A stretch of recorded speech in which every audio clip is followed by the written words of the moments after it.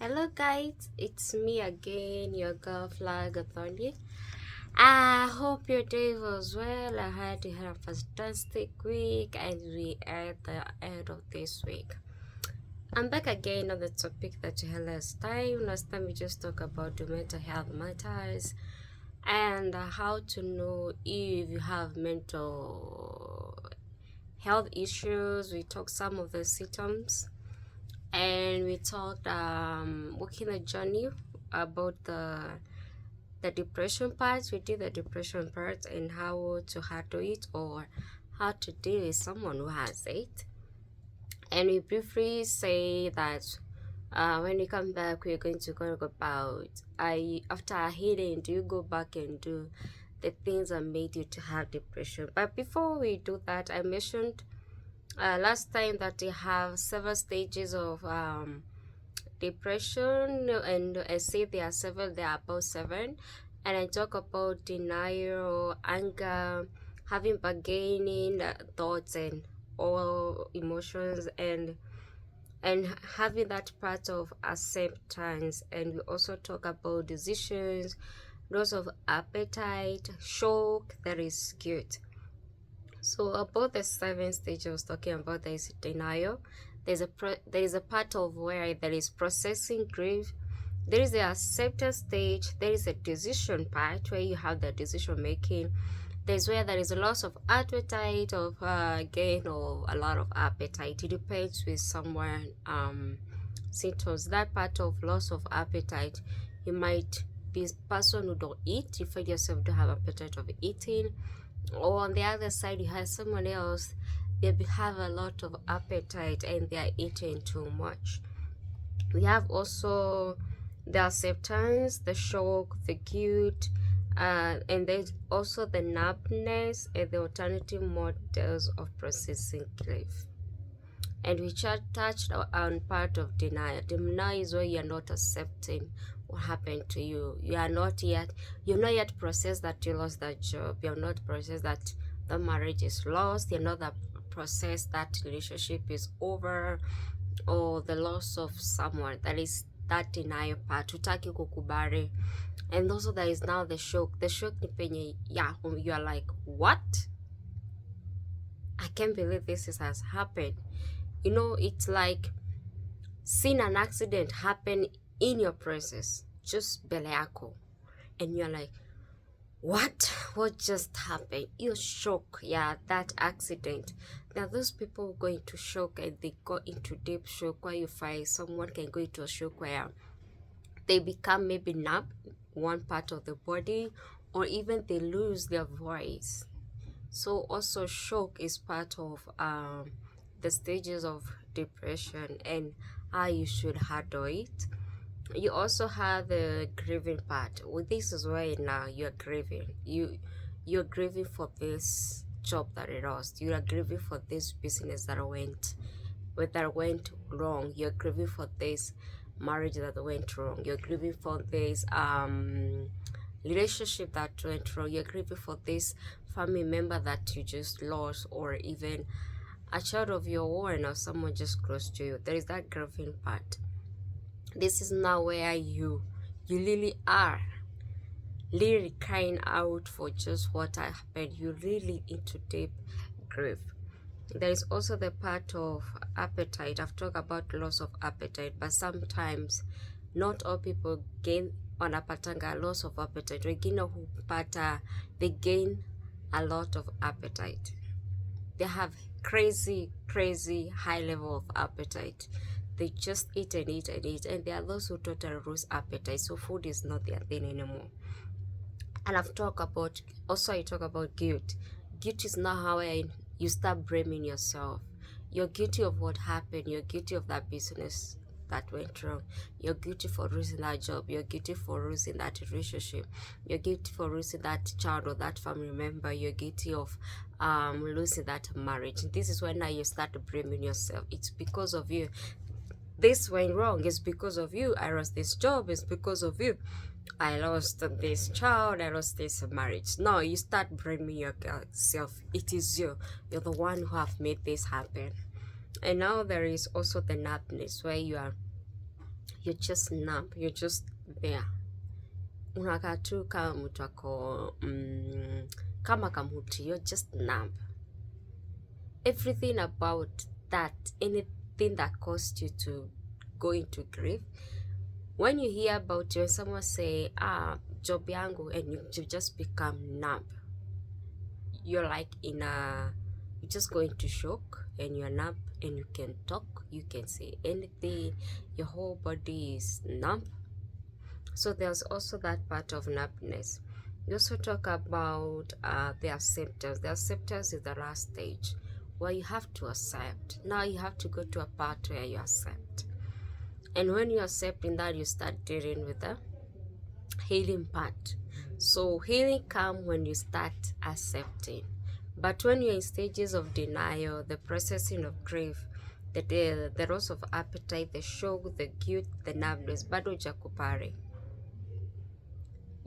Now this kuna mtu ingia depression because of denial that I lost this job, denial that I lost this marriage, denial that I lost this person. So there are people who can be into a long-term denial that they have not yet fully accepted of what happened. So this denial part they are in, the grieving part of denial, it can lead them to depression. So these are parts of the things that can lead you to depression. And I've said depression can be caused by that stage of you being in denial, that stage of you being in shock, that stage of you being having guilt, that stage of you being that part of you being numb, that part of you there's loss of appetite. And also the decision part. The decision part is where you either accept of what happened, or the decision of which you make, instead of it leading you to overcome that thing, you become more lost in it. So today we are going to deal with acceptance. So you said, when you have fully healed, do you go back to that thing that made you to go into depression? So for you to heal, first you go through acceptance. When you accept that I'm already into depression, when you accept that, all right, this happened, this is where I am now, I no longer do the things I used to do, I no longer have the joy of this job, I no longer have the zeal of life, I no longer have the purpose of life, I no longer have that part of me where I have that feeling worth, I feel worth, and you just feel hopeless, you feel like you're worthless, you have no worth in this world. So when you reach to a stage of acceptance and you accept, okay, this happened to me, because of this job I went into shock, because of this marriage I went into grief, because of this business going wrong I went into shock or numbness. So when you accept, now that's when you start treatment. And we say that treatment start maybe by through going for a therapeutic professional, seeking a professional therapist, or you also call them counselors. So when you go to a professional therapist, they're able to identify the level of depression you have, or what stage of depression that you have. What is it? Denial that made you to be depressed? Is it grief that led you to this depression? Is it that shock and guilt that has made you to sink into depression? So when you go to a professional therapist, they're able to identify the stage that you are in and what is affecting you. So they are going to offer you different options of how to go through it, how to begin the healing journey. There are those who just go for a therapist sections. You find sometimes you can do 4 in a month, or even 6 in a month, or you can find that in every month, like you can go for continuous 3 months, depending with the level of your depression. When the counselor listens to your story, when they listen to your symptoms, when they listen to what you're saying, they're able to tell, like, are you a person who can go for 1 month therapy and you'll be okay and you overcome this whole thing, or you're going there for 2 months or 3 months. They also can prescribe you antidepressants. They're able to tell what type of depressants you can take that can help you to recover the emotions, the effects, let me call them the side effects of depression. And this is whereby you can given antidepressants which are temporary. They can be given for 1 month, or you can be given for 2 months, 2 weeks, 6 weeks, or even you can be given for 3 months or 6 months or long term. So all this depends with the level of depression you are in. So we begin. After that healing journey, you've gone that for that therapy, you've taken the antidepressants, you have overcome the symptoms and the side effects, you have improved, you're set to have the zero of life, feeling what, feeling you have purpose, you are amazing, you're great, you're a person who can change the world, you're a person who can grow into a woman of power or a man of power. Though when you reach to that stage, you have completely healed. Do you go back and maybe date again? Do you go back and apply the same job? Do you go back and do the same business that went wrong? Do you go back again and go into marriage that went sour? So these are the things that you may find yourself after healing doing or might not do them. But where you find yourself that you're not able to go back to that job, that type of job you have been doing before, you're not able to go back to that relationship or doing love things, you're not able to go back to marriage, to seeing yourself married again, you're not willing to go back to that type of business you used to again. It means there's some part of you have not yet healed. There's something remaining that has not fully overcome the emotions, the fear, the demons, the pains, the sorrow of what that whole thing brought to you. But when you reach to a place where you are healed, when someone mentions that cosmetic business, it's no longer damage your heart, no longer brings any pain or sorrow or that distancing yourself from it. If you find that it's no longer now affecting you inside, you can begin that cosmetic business again. If I hear people talking about marriage, they want to get married, or how their marriage is, and it's no longer making you become teary, it's no longer making you feel like someone is taking a knife and piercing your heart, it's no longer making you feel like, oh, I am not worth of this marriage, like I'm a person who cannot be married, like for me it's not that this marriage thing is not for me, it's for others. It's no longer making you feel grief and you don't want anyone mentioning about it.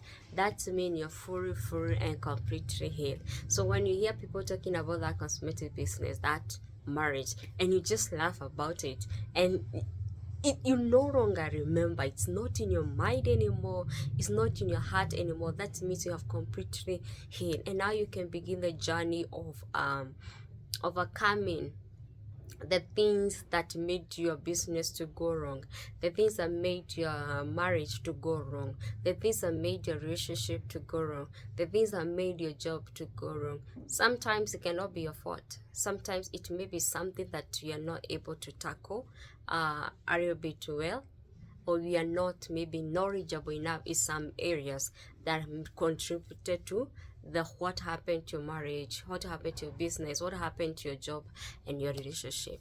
So if all those things, how you find yourself, it no longer hurts you anymore, it no longer brings that pain anymore, yes, you can go back and do it again. You can go back and do that job again. You can go back and do that business again. You can go back and get remarried and have the joy and have the sweetness of that marriage. But now, for you to be able to do all that, it begins with accepting yourself first, loving yourself first, healing yourself first. So all things can only work again if you have accepted, you have taken it, processed it, you have rebuilt yourself, you have told yourself, it was not my mistake, it's not that I was not enough, you are enough.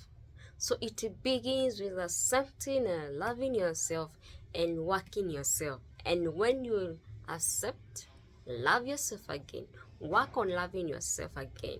Despite that failure of business came, I know when that failure comes, we mostly don't love yourself. We hate ourselves. We feel like we are worthless. We can become something or someone. But when now you begin now to accept loving you again, accepting that yes, that business failed, but it doesn't mean I'm a failure. That relationship failed, but it doesn't mean I'm a failure.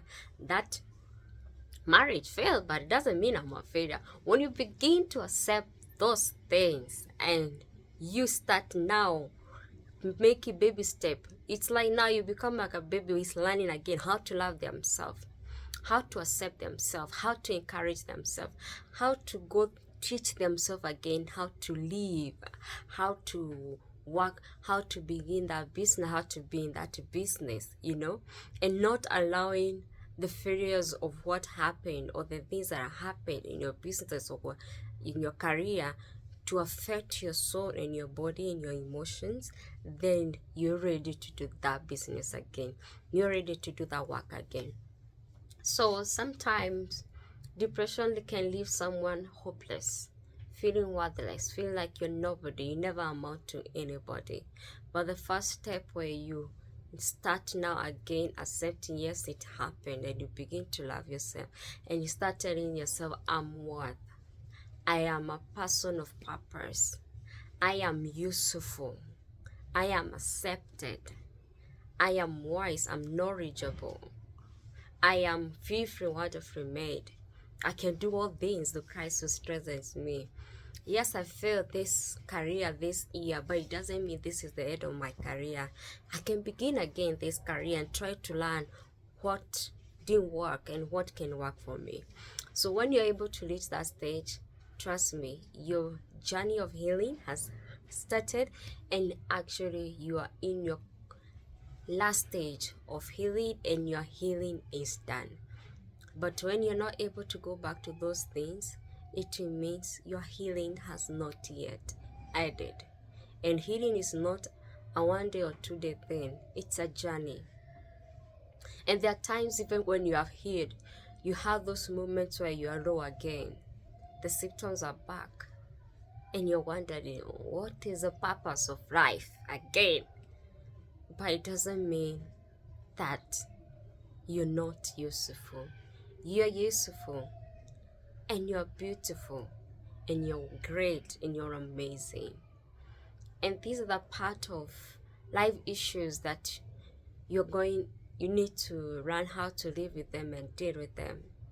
Though not everyone overcome, but I believe when we work on ourselves and we accept our situations, when we work on them, we overcome, and the situations doesn't overcome us. So I'm glad to be here with you today, and I'm grateful for you watching me and listening to my today topic.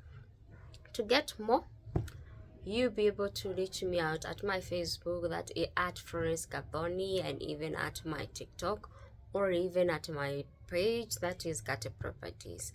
So we're gonna talk more about depression as time, but this time we are going to talk about how now you become a person of voice to people who have the same issue. How do you become a person of voice? So did your depression lead you to become distant and silent and you don't want to associate with people? Or did it teach you to become a person of voice to the people who are going through what you went through once, what you have been going through, and accepting? Thank you for being online with me. I appreciate and I love you guys. So see you until next episode. Mwah.